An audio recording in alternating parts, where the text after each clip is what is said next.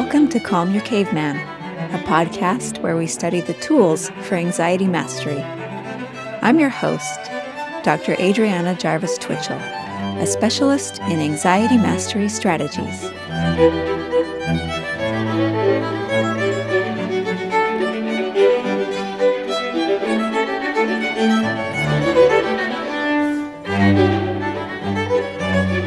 Hi, everybody. Welcome back to the podcast today. Thanks for joining me. We're going to talk today about what to do when people you love or people around you are experiencing negative emotions. This can be really hard for a couple of reasons. First of all, because emotions are contagious. When someone is feeling sad or anxious around us, it makes it hard for us not to feel that way. It's easy to get kind of sucked in to their emotion. But the other reason why it can be hard is because when we really care about them and we want them to be feeling better and feeling happy and feeling different, but, what do you do? How do you handle the fact that they're feeling bad? So I'm going to talk you through actually a client that I coached regarding a certain member of her family who was having some negative emotions that were really affecting her, and how learning how to differentiate her emotions from the emotions of her family member was actually the way to help them the most and also help herself. So we're going to talk about 3 keys in regards to this. The first is to stay in your zone. The second is to shift your story. And the third is to nurture your peace. So this client, who I'll call Allison, was having a lot of trouble with a particular family member who was feeling depressed, who was really down and was being really grumpy, and was actually also dealing with a lot of anger about their own life. And she came to me to try and know how to best deal with this. It was giving her a lot of anxiety, first of all, that being around them was so difficult. It was such a bummer to be around them because they're so grumpy and so depressed and so angry. But on the other hand, she really cared about this family member. She really wanted them to feel differently. She wanted them to feel happy. She didn't feel like she could feel happy unless they were feeling better, but she didn't know how to deal with this situation. So we started talking about the things that Allison has control over and the things that she doesn't have control over, and how anxiety comes mostly because we are focusing on things that we don't have control over. Well, one thing we don't have control over is other people's emotions. We've talked on this podcast a lot about how emotions are organized by stories that our brains tell about the situations that we're in, about how they're going to affect us, how they're going to develop. And if you want to review in more depth how this happens, the science behind it, I'll put a link in the show notes to an episode where I explain in more detail how this emotion generation process works. But suffice it to say, our emotions are organized by stories in our brain about the situation that we're in. And so you can't go into someone's brain and change the story that they're telling about their situation. And so you won't be able to directly manipulate their emotions. So we talked about how in Allison's case, the first thing she needed to do was to stop trying to make this other family member feel different or to feel better, because she wasn't going to be able to control that. But there were some things that Allison could have control over. We can't directly change someone else's emotions, but we can indirectly influence them. We talked at the beginning about how emotions are contagious. That's why it can be hard when someone is having a lot of negative emotion around us. It can be hard for us not to also start to feel negative. But by the same token, positive emotions can be contagious. And so we talked about how if she generated some different emotions and offered those in response to this family member, that she could indirectly influence him by the same principle of contagion. So we needed to focus on her own emotion. So we're zooming in on how she feels. And we talked about how the first step always when we're going to work on emotion regulation is to be aware of how you are feeling. So we went through this exercise that we've talked about before in the podcast, this exercise where we go through every part of your body one by one and I had her give a name to how that part of her body was feeling. How is the crown of your head feeling? How is your forehead feeling? How is your jaw feeling? Focus on your neck. How does it feel? How do your shoulders feel? How does your spine feel? How does your stomach feel? We went through every part of her body and tried to identify how it was that it was physically feeling. And then we went through those same body parts again, and we tried to associate an emotion with how that body part was feeling. So her forehead was feeling tense physically, and also the emotion that she associated with that tension was worry. I know this can sound a little weird if you're a little confused about this process, about this exercise. Go back to that episode called Messy Feelings Are a Superpower. I'll put a link in the show notes, and it can help you to understand this exercise step by step. But anyway, the emotions that she was able to identify in her body at that time included anxiety and frustration at this family member for feeling the way they were, feeling impatience with them for feeling this way, fear about, how long is this going to last? Is this going to be the way that they're going to feel for years? Feeling upset, feeling a little bit mad at the family member, feeling a little disgusted at their inability to snap out of it. All of these different emotions were present in her.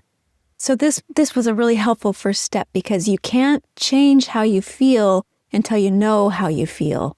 And especially if you can know the complex mixture of feelings that you're experiencing, that can really help you to get that distance that you need to start to be able to manipulate how you're feeling.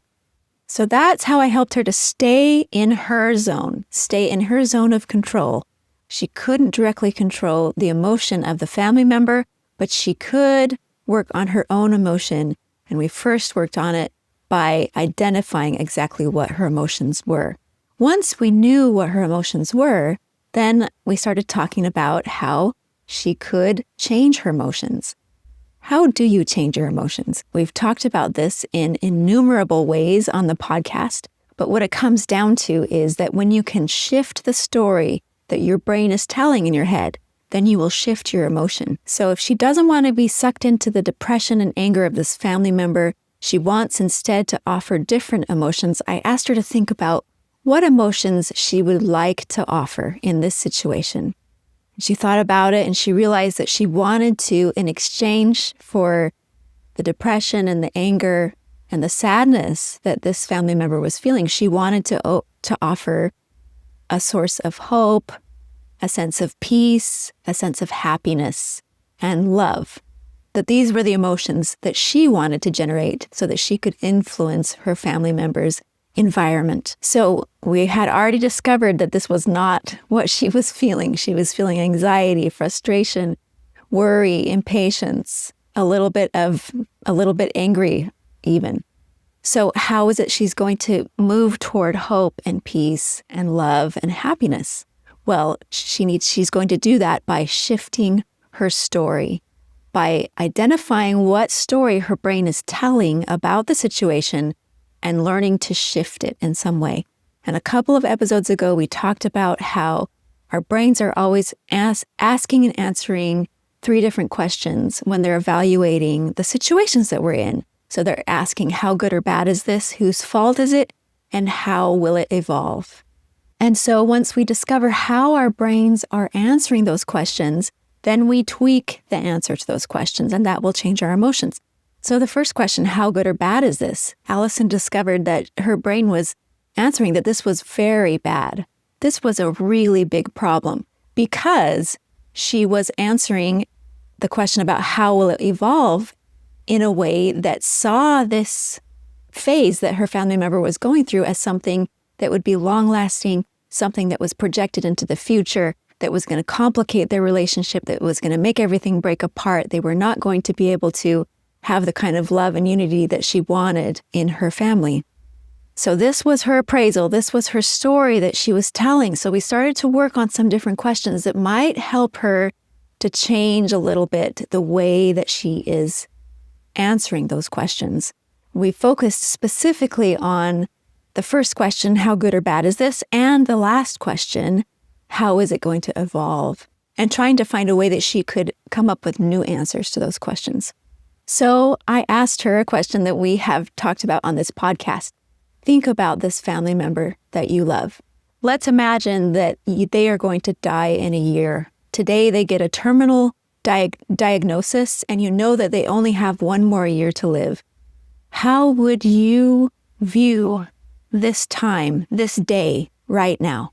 Well, that was a tough question, but she thought about it, and she realized that if she knew that this family member was only going to live for one more year, she would be grateful for this day right now that she had with them, even though it was uncomfortable, even though it wasn't ideal or amazing, even though they were in a bad mood. She would be grateful for getting to share this moment with them, even though it was a painful moment, because suddenly it became precious when she thought about it being limited. She also realized that if this person only had one more year to live, she would want to spend this time feeling compassion for them and recognizing that they were doing their best, that they're learning at their own pace, that they haven't learned all the things that she has learned about how to regulate their emotions, but that this person was right on track, right where they should be.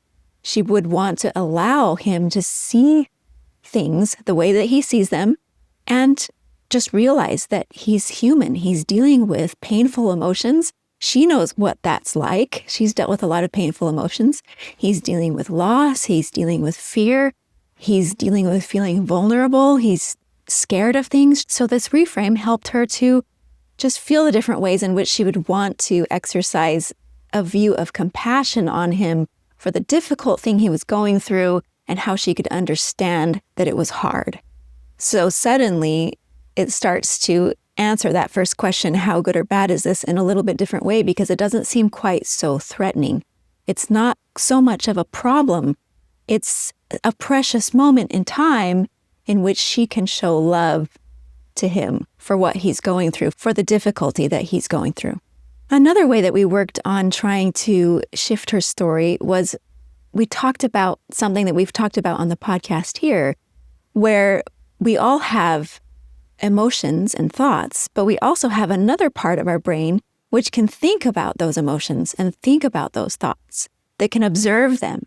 And so we compared it to the sky and the clouds, that the sky is like that part of us that can think about our thoughts and emotions. You can call it your consciousness, you can call it your wise self, you can call it your soul, whatever you want to call it, but it's that part of you that can reflect on your thoughts and feelings. And so that's the sky, and then the emotions are like clouds that pass through the sky. We had worked before on her being able to observe her emotions as something temporary and passing, just like clouds in the sky. But here we worked on observing the emotions in her family member as a type of weather that was passing through his sky. It was going to pass. It was going to go at some point in the future. It wouldn't be permanently gray. And we talked about how it was okay for her to hold this family member in his anger and his discontent, because blue skies were going to come again at some point. The weather's always changing. And it was okay for her to let life be rich and varied in emotional experience in herself and in other people. So this reframe kind of helped her to answer that third question differently. How will it evolve? Because instead of seeing it as something, as a prediction of things are going to be terrible from here on out, she started to see it as just something passing, something temporary that was going to go through and it would be gone. And it was just a moment in time. It was part of the emotional, ever-changing weather experience. So these are a couple of different ways that we worked on her being able to shift her own story so that she could start to generate some different emotions. And as she shifted her story about this person and started to be grateful for the time that she was having with them, even though it was unpleasant, to start to feel more compassion for the difficult emotions that they were dealing with, to start to see it as something that was temporary and going to pass, that she started to feel more hope and more peace and more love for this person. So she started to be able to generate these emotions, to be able to offer that to this family member in exchange for their difficult emotions. But we talked about one more important element in being able to maintain her story the way that it was. Because she found that there were days when it was easier for her to do this and other days when it was harder. And we talked about how just like when we're dealing with any kind of contagious disease, whether it's a virus or a bacteria or whatever, if you're going to have to be around somebody who's sick with a contagious disease, you need to be really careful about taking care of your own health so that your own immune system is strong enough to block out that sickness so that you can continue to take care of them. The same thing was going to apply to her emotional health. If she wanted to be able to stay in this independent spot, to differentiate from his emotions and be able to offer a different way of seeing things and different emotions to him, she was going to need to take care of her emotional health, take care of her emotional immune system so that she could maintain her differentiation. And so we talked about how this means taking care of your body because it's a lot harder to generate positive emotions if you are exhausted, if you're short on sleep, if you're not eating well, if you're not exercising, if you're not spending time outside. All of these different strategies that we've talked about on so many of our different podcasts that make it a whole lot easier for you to stay out of anxiety and fear and negative emotion. So she would need to take care of her body as part of this nurturing her peace, but she would also, since there were days when she felt stronger and days when she felt more susceptible to his anger and blame and depression, that, on days when she felt strong, it was fine for her to spend more time with him because her emotional immune system was intact. But on days when she felt more vulnerable, that she would need to be more careful about having a little bit more time apart from him, time alone by herself, when she could meditate, when she could self-coach. We talked about how it's really important to be able to talk to yourself in the third person, to use your own name, and to talk to yourself with the word you. She had developed a habit that I had encouraged her to develop, which was to coach herself every day in the third person with a notebook, write to herself so that she could get this feeling of distance and different perspective on what she was going through. So she needed to always make sure that she was allowing time for these self-coaching sessions, time alone, taking care of her body, etc., so that she could nurture her own peace. That would help her to be able to maintain those differentiated emotions that were going to be what she had to offer in this situation. That was really the only way that she could help her family member to have different emotions, was to nurture different emotions in herself. So just to summarize, the 3 takeaways were to stay in your zone, meaning stay in your zone of control. You can't directly change their feelings, but you can indirectly influence them by working on your own feelings. And you work on your own emotions by shifting your story. So stay in your zone, shift your story so that you have the emotions that you want to offer, and then nurture your peace so that you're protecting your view of things and the emotional environment that you're creating so that you're not too susceptible to the contagion of the negative emotions that you're around, and you're able to continually offer those alternative emotions to those that you love. So those are my suggestions for you. We're going to have our kindness narrative now. Stay tuned. It's short, it's painless, and it's a beautiful story. And don't forget to share your own kindness narrative because it will really help you with your anxiety levels today. Thanks, and see you next time.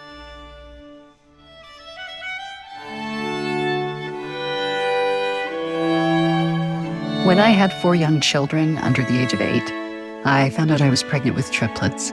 I felt overwhelmed and that I would never be able to manage everything I would have to do after the babies came. Then after I was 24 weeks along, I had to be hospitalized for premature labor. I was worried about my 4 children at home. My husband was able to take a lot of time off to take care of them, but also our neighbors helped with the children. And once the babies were born, my neighbors all came to my house on a rotating schedule to help me with them, even in the middle of the night for a little while, until we could hire a night nanny to help. I normally like to be very self-sufficient, but in this experience where I absolutely could not do it on my own, I was overwhelmed and amazed at the kindness of other people who were willing to step in and take some of the load.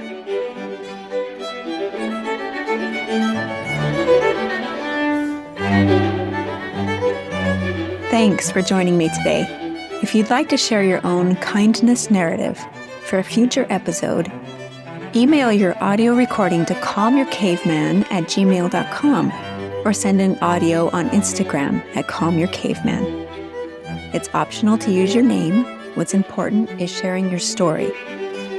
If you feel like you'd benefit from individual anxiety coaching, I do that too. You can look me up on my website, calmyourcaveman.com. If you'd like to support this podcast, you can do that by subscribing to Calm Your Caveman on YouTube and also on your favorite podcast platform. And if you want to help other people find this podcast, leaving a good review on Apple Podcasts or Spotify really helps. Thanks, and see you next time.